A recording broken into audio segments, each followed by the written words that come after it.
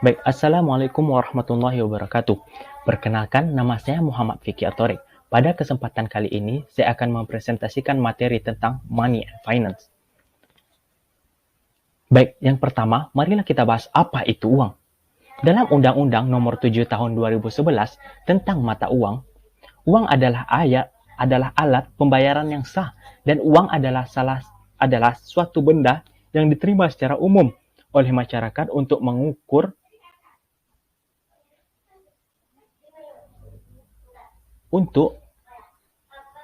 nilai, menukar, dan melakukan pembayaran atas pembelian barang dan jasa, serta sebagai alat penimbun kekayaan. Kemudian adalah pengertian uang menurut para ahli. Yang pertama adalah menurut Robertson.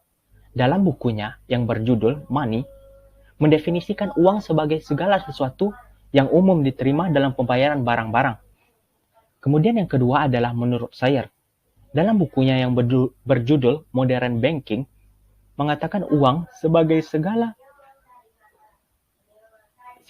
sesuatu yang umum diterima sebagai pembayaran utang. Kemudian yang ketiga adalah menurut Pigow. Dalam bukunya The Fall of Money mengatakan uang adalah segala sesuatu yang umum dipergunakan sebagai alat penukar. Kemudian yang keempat adalah menurut Albert Gaylord Hart. Dalam bukunya yang berjudul Money, Debt and Economic Activity mengatakan uang adalah kekayaan dengan mana si yang punya dapat melunaskan hutangnya dalam jumlah tertentu pada waktu itu juga.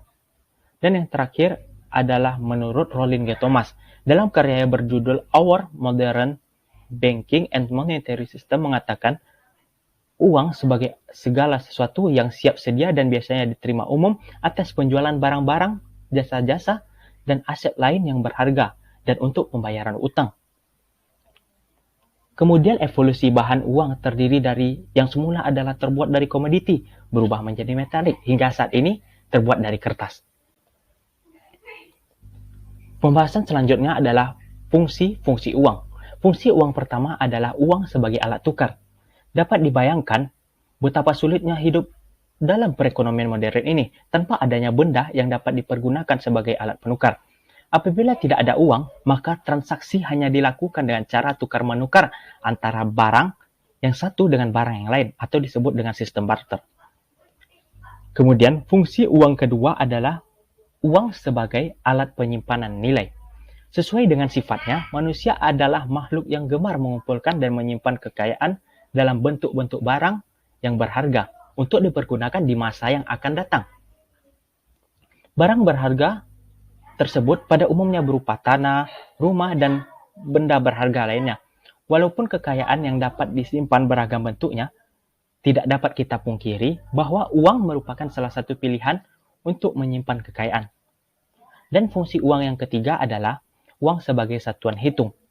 Apabila tidak ada satuan hitung yang diperankan oleh uang, dapat dibayangkan kesulitan dalam melakukan penilaian terhadap suatu barang. Tanpa satuan hitung, seorang mungkin akan menilai seekor sapi sama dengan 2 ekor kambing dan sebagainya. Dengan adanya uang, tukar-menukar dan penilaian terhadap suatu barang akan lebih mudah dilakukan. Selain itu, dengan uang, pertukaran antara dua barang yang berbeda secara fisik juga dapat dilakukan. Kemudian fungsi yang kelima adalah uang sebagai ukuran pembayaran yang tertunda. Fungsi uang ini terkait dengan transaksi pinjam-meminjam. Uang merupakan salah satu cara untuk menghitung jumlah pembayaran pinjaman tersebut. Kemudian ada juga fungsi turunan dari uang yang terdiri dari yaitu uang sebagai alat pemindahan kekayaan, uang sebagai pendorong kegiatan ekonomi, uang sebagai alat pembayaran yang sah, uang sebagai alat pembayaran utang, dan uang sebagai alat penimbun kekayaan.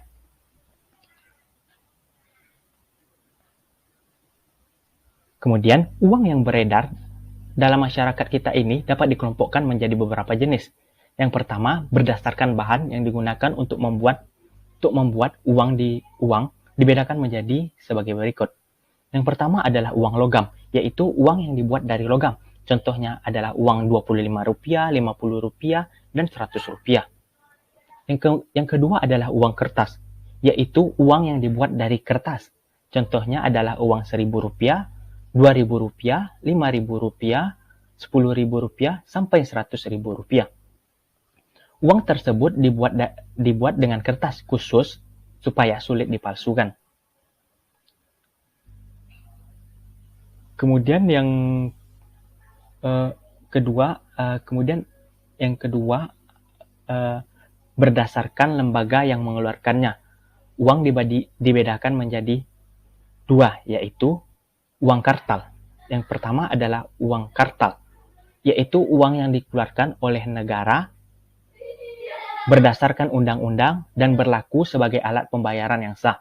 Uang kartal di negara kita terdiri atas dua, uang logam dan uang kertas. Kemudian berdasarkan lembaga yang mengeluarkannya yang kedua, jenis yang keduanya adalah uang giral, yaitu simpanan di bank, yaitu dana yang disimpan pada rekening koran di bank-bank umum yang sewaktu-waktu dapat dipergunakan untuk melakukan pembayaran dengan perantara cek, biliet giro, atau perintah membayar. Uang giral dikeluarkan oleh bank umum dan merupakan uang yang tidak berwujud karena hanya berupa saldo tagihan di bank. Kemudian yang ketiga adalah berdasarkan nilainya. Uang dibedakan menjadi sebagai berikut. Yang pertama adalah uang bernilai penuh, yaitu uang yang nilai bahannya atau nilai intrinsiknya sama dengan nilai nominalnya. Pada umumnya, uang yang bernilai penuh ini terbuat dari logam. Kemudian yang kedua adalah uang token atau uang tanda, yaitu uang yang nilai bahannya atau nilai intrinsiknya lebih rendah daripada nilai nominalnya. Pada umumnya, uang yang tidak bernilai penuh ini terbuat dari kertas.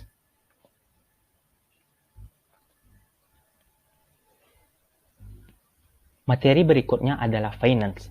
Apabila dilihat dari segi bahasa, finance ini berasal dari bahasa Inggris yang memiliki arti keuangan. Sementara itu, secara istilah, finance merupakan ilmu pengetahuan yang berkaitan dengan cara pengelolaan uang agar kondisinya senantiasa stabil dan tidak kekurangan maupun kelebihan.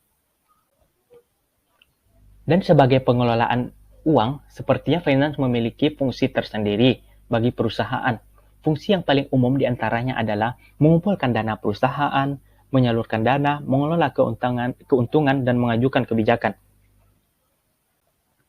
Kemudian, di dalam finance ini terdiri dari dua bagian, yaitu yang pertama adalah present value atau nilai masa sekarang. Konsep dari present value ini menunjukkan bahwa menerima sejumlah uang saat ini dianggap menerima jumlah uang yang sama di masa yang akan datang. Untuk membandingkan perbedaan nilai pada saat yang berbeda, bandingkanlah present value-nya. Perusahaan yang akan berproyek bila ternyata present value-nya lebih besar dari biayanya. Kemudian, bagian yang kedua adalah future value atau nilai di masa yang akan datang. Future value ini adalah jumlah uang di masa yang akan datang. Jumlah uang di masa depan yang diterima dengan mengkalkulasikan bunga disebut future value.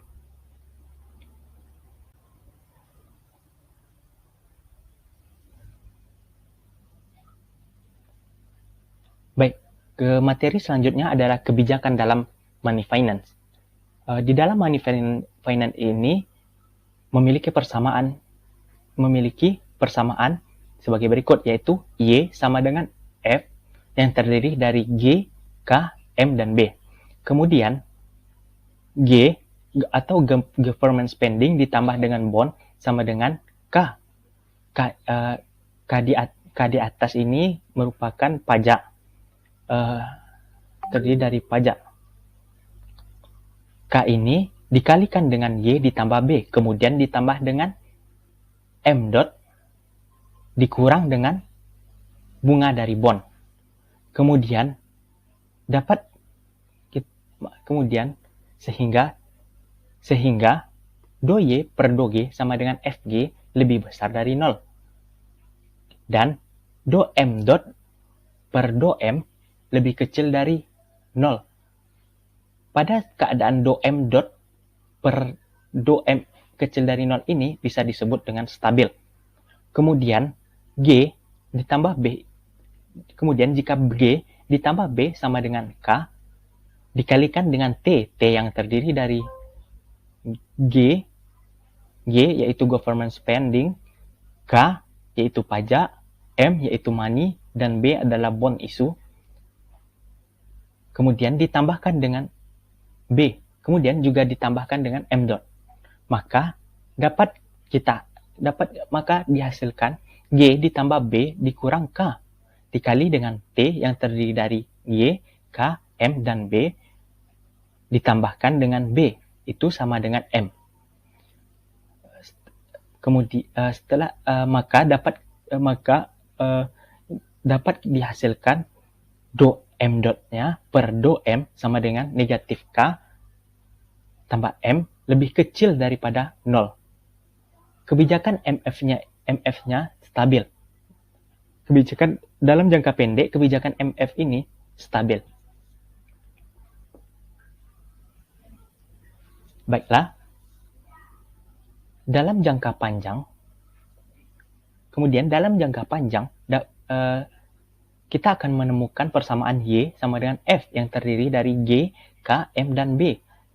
Di mana G itu adalah government spending, K itu adalah pajak, M itu adalah money, dan B itulah adalah bond issue. Kemudian G government spending ditambah bond issue ditambah dengan bond sama dengan K yang dikalikan dengan Y ditambah B. Kemudian G ditambah B ini kita dapatkan hasilnya KY ditambah dengan KB, di mana M dotnya ini adalah 0. Kemudian kita dapat melakukan penyelesaiannya yaitu G ditambah B dikurang KB per K sama dengan Y. Kemudian dapat kita hasilkan Y-nya itu sama dengan G ditambah 1 dikurang K dikali dengan B per K. Maka kita akan mendapatkan hasil do Y per do G-nya ini sama dengan 1 per K lebih besar dari 0.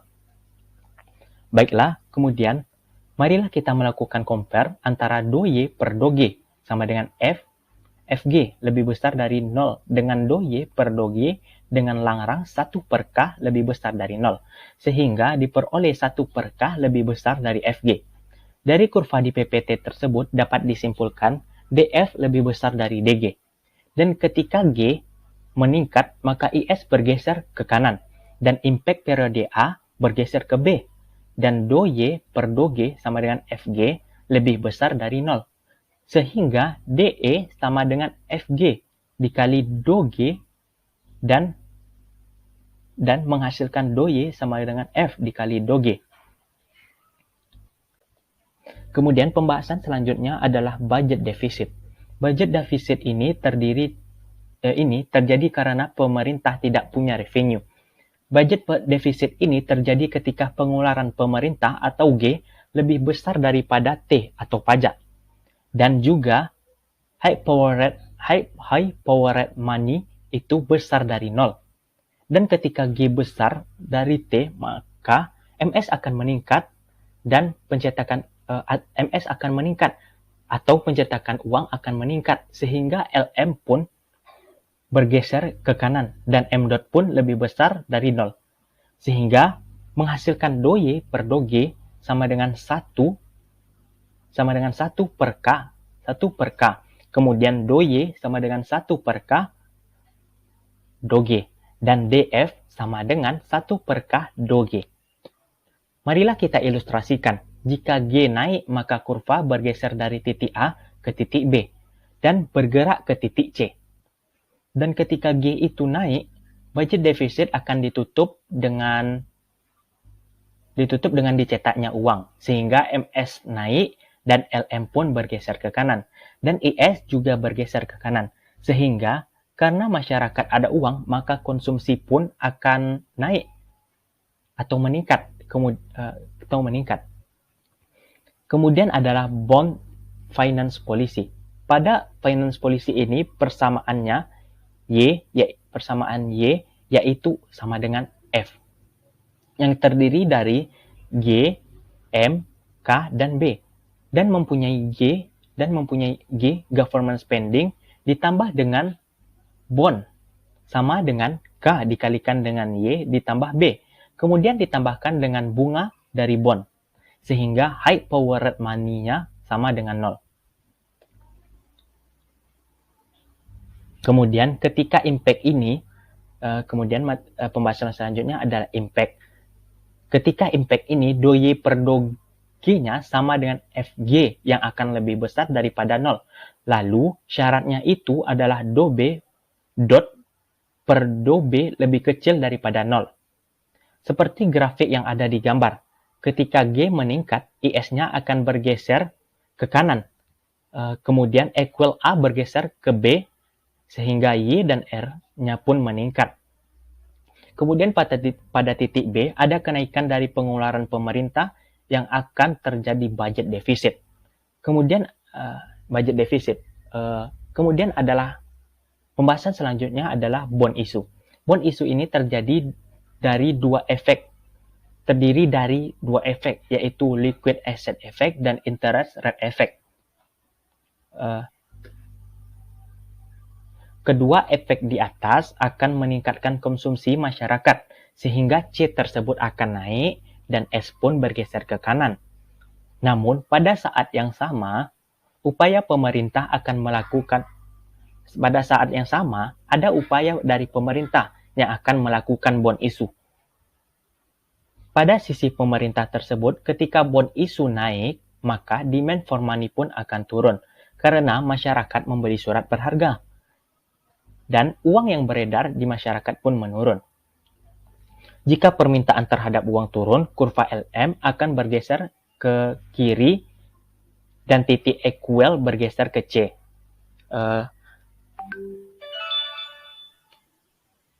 Dan itu menjadikan MD, money demand, akan naik, dan jika C di kiri dapat menurunkan Y, kemudian akan terjadi kontraksi terhadap aggregate demand. Dan C yang berada di sisi kiri B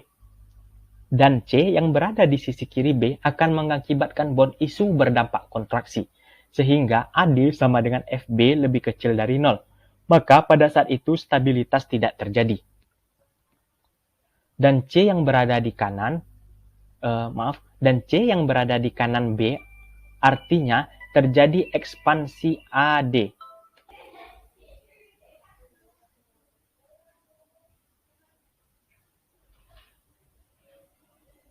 Sehingga FB lebih besar dari 0. Pada saat itulah terjadi stabilitas.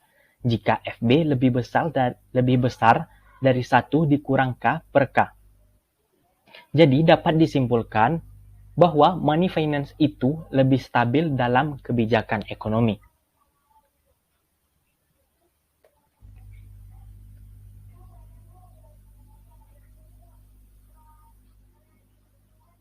Baiklah, hanya itu presentasi yang dapat saya tampilkan. Lebih dan kurang saya mohon maaf. Wabillahi taufik wal hidayah. Wassalamualaikum warahmatullahi wabarakatuh.